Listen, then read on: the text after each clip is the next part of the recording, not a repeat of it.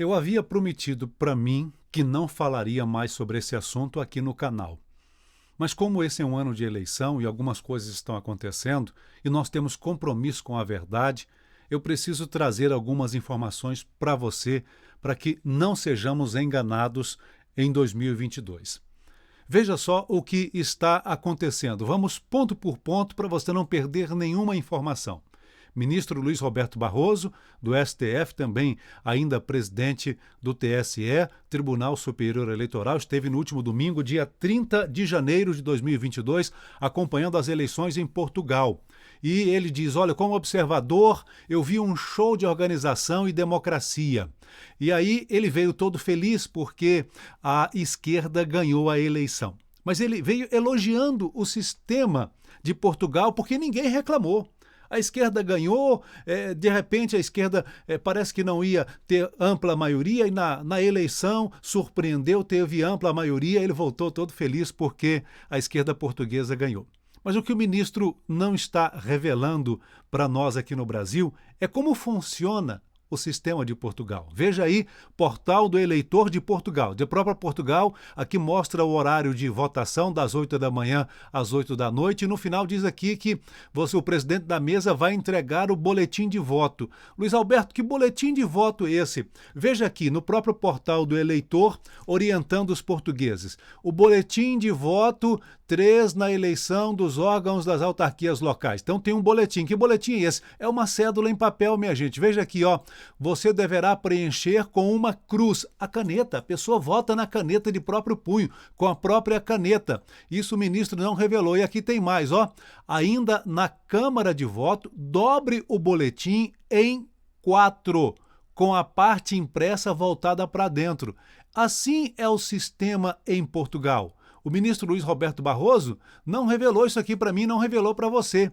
E agora aqui no Brasil, o Braga Neto, general Braga Neto, está questionando a transparência prometida nas urnas eletrônicas.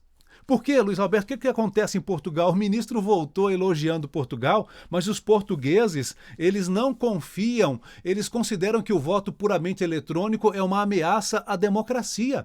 A contagem pública é feita no local. Olha como é que acontece em Portugal. Está aqui a urna eletrônica, né? Está aqui a urna eletrônica. Está aqui, ó, vou mostrar para você como é que funciona a urna eletrônica. Está aqui a urna eletrônica, um exemplo hipotético, né? Aqui a urna eletrônica, o português dobra o voto, ele mesmo vota com a caneta, com a letra dele, ele deposita na urna eletrônica, e depois, no final, depois das 8 da noite, o voto é contado em todas as sessões e os fiscais podem presenciar a contagem do voto. Eles podem anotar no boletim de cada partido, para depois checar para saber se bateu.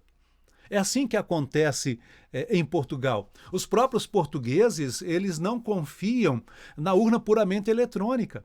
E aqui, os peritos da Polícia Federal, eles encontraram fragilidade no sistema. E você vai se lembrar que tem matéria do Tecmundo que o próprio hacker, conhecido como Wanda Degode, que foi preso em Minas Gerais, ele se denunciou. Eu fiquei 8 meses dentro do sistema. Eu prometi que não ia mais falar desse assunto. Está ficando chato, insistente. Mas são dados e essa é a realidade. Nós temos compromisso com a verdade e eu preciso trazer essa verdade para você. A própria Polícia Federal, que descobriu, né, o hacker Wanda Degode se denunciou ao Tecmundo, foi feito um relatório e ele ficou 8 meses em 2018 dentro do sistema do TSE. E os técnicos do TSE não descobriram que ele estava lá. Ele que se denunciou. E mais, né?